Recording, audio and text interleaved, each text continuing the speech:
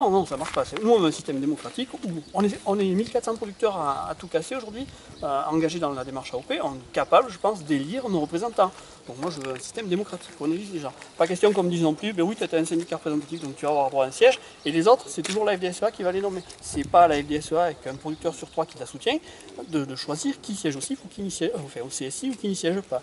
Donc nous, on veut un système démocratique. Donc, on veut un système comme ça parce que moi j'ai justement, parmi mes voisins, des gens comme Daniel Carrière, qui sont des gens qui sont engagés dans l'AOP, qui sont intéressés par le sujet, qui ne sont pas syndiqués, qui pourraient très bien faire le travail.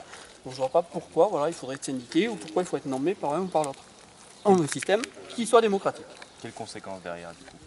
Donc nous aujourd'hui, on engage plusieurs actions. Donc notre national aujourd'hui va rentrer en contact avec le ministère de l'Agriculture parce que le président du CIF nous a envoyé un courrier disant que les statuts du CSI avaient été faits en parfaite collaboration avec le ministère de l'Agriculture. Alors moi je ne sais pas si c'est le ministère de M. Le Foll ou de M. Le Maire avant lui, vu les dates, mais moi je trouve bizarre quand même que le ministère de l'Agriculture valide quelque chose d'aussi antidémocratique. Donc première action, le national avec le ministère de l'Agriculture.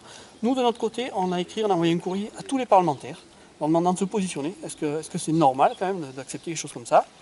On envoie aussi donc un courrier à tous les maires qui eux ont fait appel à la démocratie pour avoir leur fonction de maire.